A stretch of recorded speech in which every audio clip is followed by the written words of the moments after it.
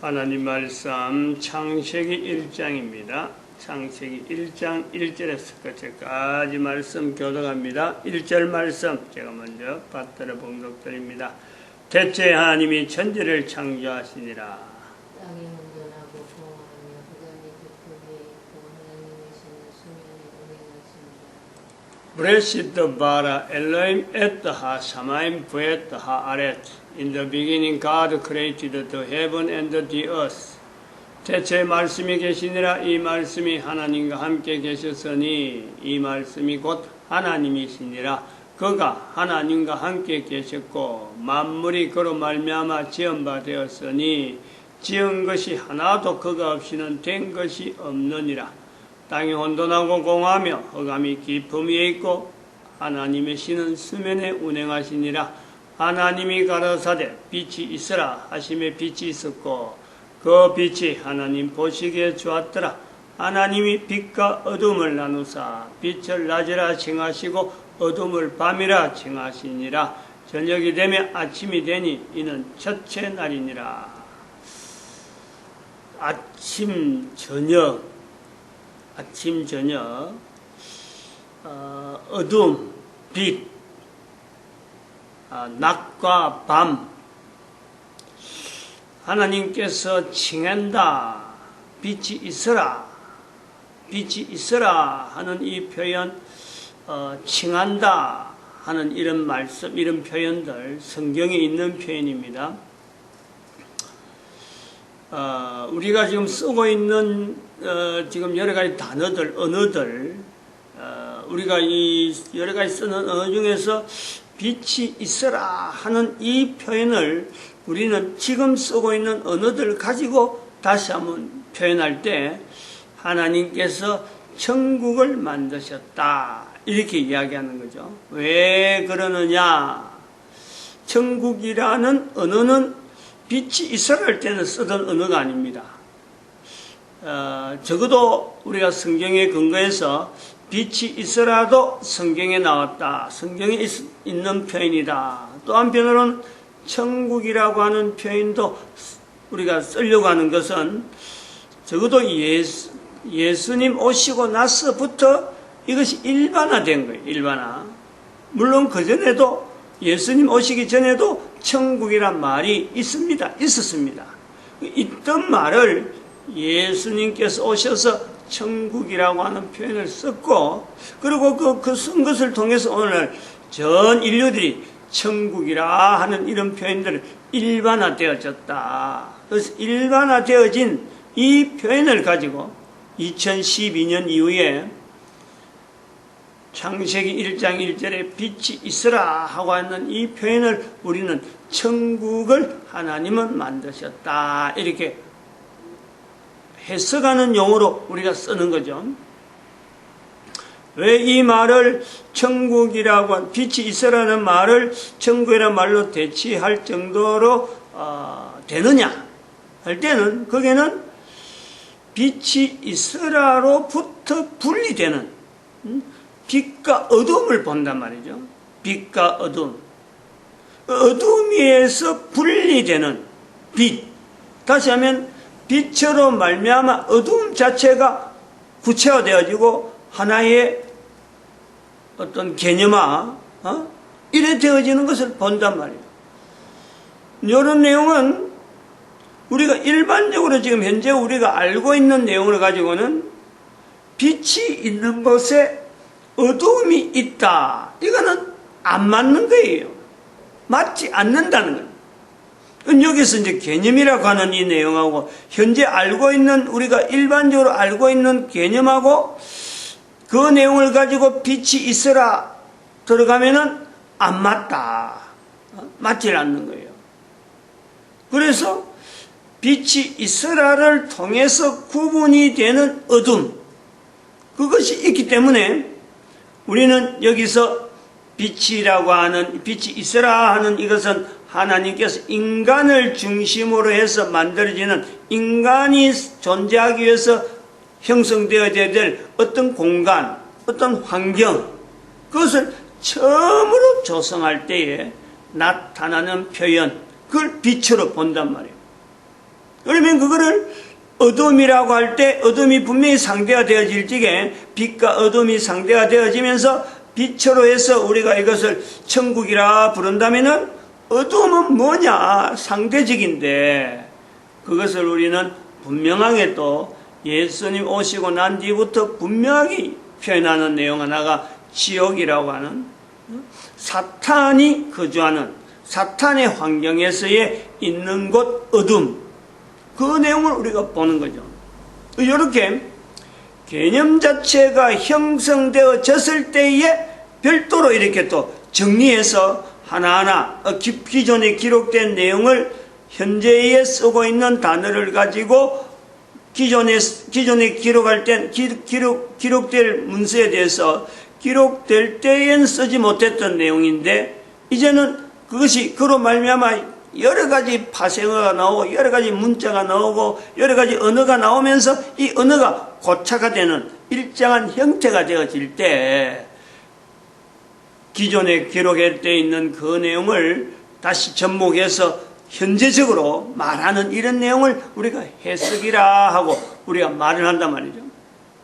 그렇게 우리가 그 하나의 해석이라 하는 표현을 쓸 때에 오늘날 이것을 성경을 교회에서라든지 뭐 여러 가지 또 참 여러 가지 인용하는 요소에서 성경을 인용한 성경에 있는 표현은 오래된 문어라, 오래된 문자고 언어란 말이에요.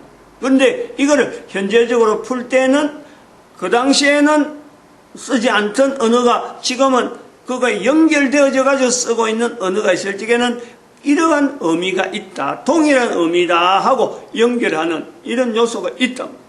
동일하다 하는 이런 표현은 분명하게 동일하다고 하는 이런 그 개념을 서로 간에 인지하는 전혀 같은 언어는 다른 언어를 쓰면서도 옛날 언어하고 지금 언어가 동일하다 할 때는 이게 서로 간에 공유되는 이런 청이 있는 거예요. 별도로 청이. 그런 사람도 없이 혼자서 떠들면은 그냥 단순하게 혼자 떠드는 정도, 해석하는 정도, 저 사람이 저렇게 해석하는구나, 이렇게 되어지는 거고, 해석한 내용을 알아듣고, 그렇다, 나도 그렇게 공감한다 할 때 이제 이렇게 청이 형성되어진다, 이렇게 보는 거예요. 근데 아까 그래 말씀드린 이 빛에 대해서 우리가 개념을 우리가 정리해서 천국이다, 지옥이다 하고는까지는 되는데 빛에 대해서 아무래도 현재적으로는 고민해야 될 요소 하나는 지금은 빛을 어두움이 있을 적에 빛을 비추면은 분명히 어둠이 사라집니다. 어둠이 없어지는 거예요. 빛에는 어둠이 없는 거예요. 빛에는. 그러면 이 어둠을 구분하는 이 빛은 다시 말하면 어두움하고 빛이 같이 공존하는 이 내용의 이 현상을 우리는 어떻게 받아들여야 되느냐, 이런 것을 우리는 현상 자체를 어떤 것을 통해서 정명을 통해서 어떤 다른 대응되어지는 언어에 대해서는 해석이지만은 현상에 대해서는 뭔가 다른 걸 시도를 해가지고 그거하고 동일한 것이 나올 때 그 사실이 맞다 하고 하는 것을 증거라고 그래요. 증거. 이 두 가지 이제 개념을 같이 이야기하는 거예요. 하나는 언어적인 내용에서 오래된 언어, 표현되어진 오래된 언어에 대한 것을 현재적으로 분명히 그것을 파생은 됐는데 전혀 다른 언어가 나왔을 적에 이 언어를 가지고 지금 내가 쓰면서 이 옛날에 이 언어와 같다라고 할 때에 여기서 받아들이는 사람의 청이 있다. 그걸 우리가 해석을 통해서 받아들이는 청이 있다. 이것하고 어떤 과거에 기록된 내용이나 어디 문헌에서 기록된 내용을 어떤 기록된 내용을 이걸 현상적으로 보고 그 현상을 동일한 어떤 조건에 안 그러면 동일한 현상이 나올 수 있도록 어떤 조건을 구비해서 그 조건에 대해서 기록된 문헌이나 과거의 어떤 내용들에 대해서 다시 똑같은 어떤 현상이 나올 때 이것을 우리가 증거를 통해서 동일한 내용이다. 지금에 이렇게 내어지는 내용하고 과거의 어떤 내용 그리고 또 어떤 문헌에 있던 내용이 현재적으로 이게 동일하다. 이게 증거라고 하는 거예요. 증거. 하나는 언어적인 흐름에서 어떤 동일한 요소를 찾아내는 것이 있고 하나는 현상에 대한 내용을 똑같이 이제는 재현을 하는 그런 것을 통해서 그거 두 개는 동일하다 하는 것을 우리가 본단 말이에요. 그럼 이것은 현재 우리가 쓰고 있는 언어적으로 보면 현재 쓰는 언어로 볼 때는 언어를 통해서 동일하다 하는 이런 시도를 하는 해석을 통해서 단지 해석을 통해서 현재 있는 언어를 가지고 어떤 동일한 내용을 갖고 이야기하는 이런 것은 뭐 인문학이라 이래 부르는 인문학. 크게 부르면 그렇게 부르면 그러한 시도를 하고 그런 것을 통해서 자꾸 언어를 자꾸 확장시키고 또 그런 언어를 통해서 폭넓게 어떤 포용하는 이런 요소를 우리는요 인문학이라 부르는 거예요. 그리고 또 현상적으로 과거에 있던 어떤 내용 아니면 문헌에 있던 내용을 가지고 다시 한번 재현을 해서 동일한 현상이 나올 때 이런 것을 우리는 과학이라 부르는 거예요. 과학이라 부른다. 이 두 가지 축이 현재적으로 있는 우리 2012년 이후에 2017년 현재적으로 전 세계 모든 인류의 어찌 보면 공통적인 상황이다. 인문학에 나아가는 길과 그 다음에 과학에 나아가는 길에 우리는 이 두 가지를 가지고 문명이라 하는 내용을 가지고 포용을 하고 있는 문명의 두 축 이렇게 부르는 거예요. 문명의 두 바퀴 분명히 문명이라고 나아가는데 하나는 문자 어쩌면 언어를 통해서 서로 공유하고 이것을 서로 자꾸 이거 믹스시키면서 과거에 했던 언어를 다시 한 번 더 덧입혀서 동일한 언어라고 하는 것을 받아들이고 또 한 단계 더 나아가서 새로운 언어를 또 생성될 때 그 언어가 과거에 있는 언어와 같으냐 안 같냐 동일한 것을 축을 분명히 하면서 나아가는 거예요. 마찬가지로 현상적인 내용도 마찬가지예요. 과거에 했던 현상을 한바탕 지금에 다시 재현을 해서 동일하다. 그러면서 이 현상을 가지고 또 다른 현상에 예측을 하면서 그 현상을 향해서 동일한 내용이 나올 때 이게 동일하다 하면서 안정적으로 지향을 하는 거예요. 아무런 현상이 나타나지 않고 과거에 있었던 내용이 지금하고 연결해서 되어지는 내용에서 앞으로 새로운 어떤 현상에 대한 내용을 예측하면서 나가는데 어떤 것에 과거에 있었던 현상 자체가 지금 아무리 조건을 이야기해도 안 나타날 때는요 나아가지 못하는 거예요. 그 문명이 안 되는 거예요.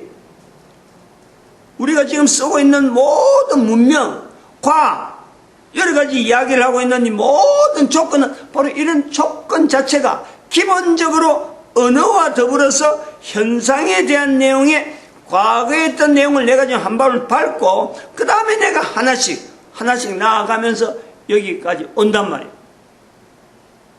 이 내용은 뭐 어디든지 통하는 거예요. 그래서 지금 성경을 갖고 이야기한 내용이 아니라 전 세계 어디라도 적어도 학문이라고 하는 요소를 가지고 가르친다. 다른 사람 앞에 이런 걸 표현한다. 발표한다. 논문을 한다. 전체 조건이 바로 이 조건 속에 두 조건이 같이 가는 거예요. 그런데 우리가 여기서 어떤 그 기준, 지향을 하는 어떤 요소의 기준에 성경하고 지금 현재 성경에서 지향하는 이런 표현들, 이런 내용하고 성경 자체도 기록이고 또 이것도 현상이 나타나는 내용이 분명한데 이 내용의 자료하고 과학이나 인문학이라 하는 이 요소를 가지고 사람들에게 발표하고 문명이라 해가지고 그걸 덮어쓰면서 문명이라는 내용으로 나아가는 내용은요, 엄청난 차이가 있다라는 것을 알아야 돼요. 어떤 차이를 얘기하냐, 분명한 어떤 그 구조는 스타트가 되어진다든지 현상이 되어지는 자체는 어떤 분명한 어떤 현상을 두고 언어도 분명히 나아가고 있지만은 성경에서 나타내는 이 어떤 중심하고 현재 인류의 문명이라고 하는 이 내용으로 나아가는 것은요, 크게 하나 차이가 있다 그러면은, 하나로 둔다 그러면은, 성경은 인간이라고 하는 어떤 개체에 대한 것을 분명하게 어떻게 원본적으로, 아니고 원론적으로, 어떤 아주 근본적으로 그 부분 자체를 부각하는데, 인간 자체를 부각하는데, 그리고 인간 자체가 가지고 있는 가치, 인간 자체가 가지고 있는 그 능력, 인간 자체가 가지고 있는 어떤 위치적인 아주 근본적인 부분을 다루는가 하면은, 문명이라고 하는 요소에서 나아가는 것을 나는 데서 인간이라고 하는 위치는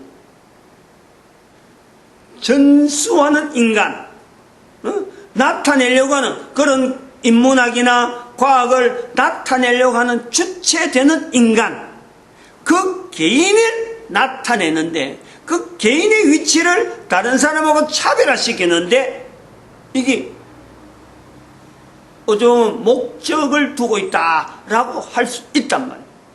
요걸 우리가요, 구분하지 않는다는 거예요. 이 차이점에 대해서. 그래서 성경 자체가 나타내고자 하는 것은 모든 인간 한 개인이 가지고 있는 그 위치, 한 개인이 가지고 있는 그 가치에 대한 그것 자체에 대해서 계속해서 지적하고 거기에 대해서 나타내려고 하는 그런 어떤 요소가 있는 것에 비하면은, 문명은 계속해서 그런 것을 전하며 또 그것을 나름대로 앞장선 사람들의 그것을 옹호하는 그런 위치로 가다 보니까 성경 자체가 자연히 그들에게는 밀리는 거예요. 도외시된단 말이에요.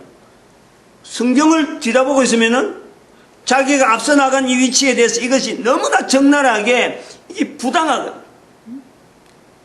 다시 말하면 모든 사람이 누릴 수 있는 환경에 주어져 있는 여러 조건을 자기가 개인이 과학이라는 이름으로 인문학이라는 이름으로 문명이라는 이름으로 자기가 먼저 알게 되었고, 먼저 그것을 깨달은 정도 수준밖에 안 되지, 그걸 가지고 성경 안에 들어가 보면은 이미 다 있는 조건, 모든 인간이 누려야 되는 그 조건에 내가 먼저 알게 됐다 그래서 그걸 가지고 자기의 이름, 안 그러면 그걸 가지고 그걸 가지지 못한 사람들에 대한 어떤 공격, 박해, 이런 요소로 나타나는 거라. 이런 내용이 창세기 6장에 있는 네피림이다 하고 우리가 봐야 되는 거예요. 현재적으로 우리가 이런 내용을 갖고 비교할 수 있는 분명한 구체적인 내용 자체가, 성경을 갖고 이렇게 같이 비교를 하는 사람이 없고, 참 이렇게 앞선 사람이다, 뭐 과학자다, 인문학자다, 앞서서 막 모든 사람을 이끌어가는 현재 있는 사람이라 하는 사람들이 성경을 비춰서 자기를 비춰보면요, 그야말로 보잘것없는, 어쩌면 바닷가에 있는 모래 하나를 가지고, 바닷가에 수많은 모래 중에서 하나의 알맹이를 가지고 그것 갖고 내가 찾았네, 내가 이걸 말하네, 내가 이걸 가졌네 하는 정도 수준밖에 안 되는데, 그 수많은 사람들이, 그렇지 못한 사람들이 전부 다 자기를 따라오니까 거기에 대해서 나름대로 그 어떤 포장, 개인을 포장한다, 안 그러면 그 분야를 포장한다, 그러면서 스스로 서 있는 자기 위치를요 이 벌써 그 자체를 인정은. 만약에 성경을 갖고 비춰보면은 전체가 다 그런 요소가 있는데, 그렇지 못하기 때문에 오히려 인간적인 과식이나 가식, 너무 많이 그런 걸 너무 이미 많이 독식을 해놓은 그 위치 때문에, 또 그런 것 때문에 가지고 있는 가식적인 여러 가지 절차들, 여러 가지 어떤 참 주변에 있는 여러 환경들, 이것 때문에 벗어나지 못한 요소가 너무너무, 그렇게 얼마나 가식적이 된, 이제 그 내용을 우리는 네피림에서 봐야 된다. 그리고 자기 자신에게 비춰봐야 돼요. 내 한 사람이 지금 네피림이다. 네피림이라는 자리가 결국 뭐냐면, 어떤 내용이냐면, 사람에게 죽음이 없다. 사람에게는 영원히 산다. 영원이란 말도 나올 수가 없는 거죠, 그때는. 사람에게 죽는다는 말을 쓰는 사람을 죽여야만 사람들에게 죽음에 대한 공포가 없을 것이다. 이런 내용이란 말이에요, 네피림이. 지금은 이거 보면은 얼마나 그게 가식적이고, 그리고 그런 사람들에게 대해서 주변에서 막 그 말이 옳다 자꾸 막 추궁하고, 이렇게 호응하고, 다른 사람들이 있다 보니까, 기고만장해가지고, 그리고 사람을 죽일 때 그냥 조용하게, 사람을 죽인다 하는 소문이 나면 안 되니까, 조용하게 죽이는 이런 습관만 발달시켜가지고, 겉으로는 빛이라고 할 땐, 보일 때는, 빛 속에서는 참, 저 사람 하는 일이 옳다, 저 사람 한 대로 해야 된다 하고 있으면서, 어둠 속에서는 사람을 죽이는 일을 하는 사람이 바로 네피림. 오늘날에 문명이라 하는 이 어디에 가장 앞섰다 하는 그런 사람들, 대학에서 강의하는 자세를 보면은 기고만장해하고 강의 듣는 사람에 대해서 저거 알아듣든 못 알아듣든 자기는 그렇게 강의하는 위치에 있다 그래가지고 못 알아듣는 너거는 이 알아들을 수 있는 때까지 간격, 예를 들어서 유학도 가야 되고 졸업도 해야 되고 또 대학원도 가야 되고 하는 이런 과정을 설명하면서 그 중에서 아무리 강의를 열심히 해도, 강의 자기가 열심히 해도 알아듣는 사람 아무리 잘 알아듣는다 해도 이 과정이 워낙에 복잡한 과정을 거쳐서 자기가 교수란 자리에 있기 때문에 여기에 따라올 사람이 없다. 아예 무시하고 강의 내용을 너무너무 소홀해.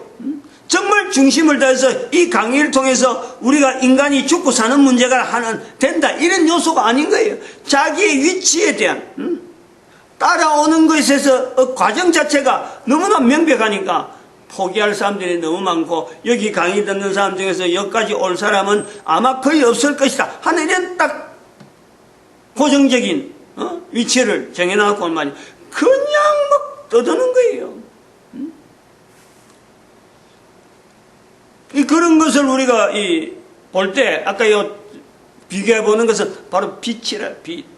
현재적으로 빛에 대해서 대학 아니라 대학원 아니라 전 세계 가장 유명하다 하는 어떤 곳에서 현상에 대한 내용을 이야기할 때, 현상에, 인문학에 대해서 발달은 또 인문학대로 나오지만은 바로 이 현상에 대해서 재현시키는 이 요소에서 가장 앞선 어떤 내용은 바로 빛에 대한 거예요. 빛. 도대체 빛이란 어떤 내용이냐? 빛이 파동이냐 입자냐? 여기서부터 혼란스러운 거예요. 빛을 파동으로 보는가, 빛을 입자로 보는가, 양자가 팽팽한 거예요. 팽팽한. 정립이 안 돼 있단 말이에요. 빛이라는 도대체 뭐냐? 이것 자체도 정립이 안 돼 있는 그 상황 속에서 한쪽에는 파동, 한쪽에는 입자. 어느 날 입자가 참 이렇게 선두주자로 파동을 무시한다든지 그런 사람이 있다가, 또 어느 날은 파동이 새로운 이론을 가지고 나오는, 그래서 지금 현재 파동이 앞섰다 하고 말을 하는 거예요. 그것이 양자 이론이래요. 양자 이론. 양자 역학이라. 20세기부터 시작됐다라고 하는 거예요. 그러니까 이 양자 역학에 대한 내용을 알아듣는 사람이 지금은 가장 앞선 사람이니까 거기에 매달린 수많은 대학의 대학생들이 그거 따라서 가식가식하면서 떨어지는 거 봐봐요. 처음에는 대학 입학할 때는 뭐 내가 전체 물리학자가 돼가지고 내가 전 세계에 어떤 하겠다고 하지만 그 과정 자체에서 수많은 사람들이 오다가 하나씩 떨어져가고 그 어떤 청들 그래갖고 결국 어디 외국에 어느 적당한 대학에 유학이라도 갔다 와서 어떤 사람 밑에서 뭔가 배웠다 하는 그 레터를 하나 딱 가지고는 또 다시 국내에서 교수 생활하면서 괜히 얼음장 났고 그런 식이 되는 그런 걸 여러 보면은 따라다니는 사람들이 불쌍해. 대학 들어간 사람들이 불쌍한 그 시간에 그 머리에 그 열정을 가지고 사람을 살리는 일을 하려면요 얼마든지 엄청나게 많이 있는데 나중에 아무런 쓸데없는 인공위성 떼어가지고 화성까지 달나라까지 갔다 올 때 얼마나 많은 사람이 그거다가 추정했어요. 그런데 지금 미국에서 그만두는 거예요. 마찬가지 양자론도 나가면요 결국 똑같아요. 지금은 뭔가 새로운 어떤 이론이고 앞으로 인류 문명이 큰 발달될 것 같지만은 달려가 본적 아무런 도움 안 줘요. 이미 있는 현상을 가지고 재현하는 거기 때문에 이미 있는 현상에 대한 원리에 대한 내용을 응용하는 것이 훨씬 낫지. 그 현상을 연구해서 그것을 다시 한번 재현하는 그 이론 가지고 목을 맨다. 그건 참 시간 낭비며 엄청나게 이런 것을 우리가 창세기 1장에 있는 내용에서 빛이 있어라 하는 내용에 이 내용이 과거에 있는 내용이지만 수천 년 전의 내용이지만 아직도 풀지 못하는 내용 속에 있을 수 있는 현재 우리가 현재적으로 보면서 우리는 이 빛이 바로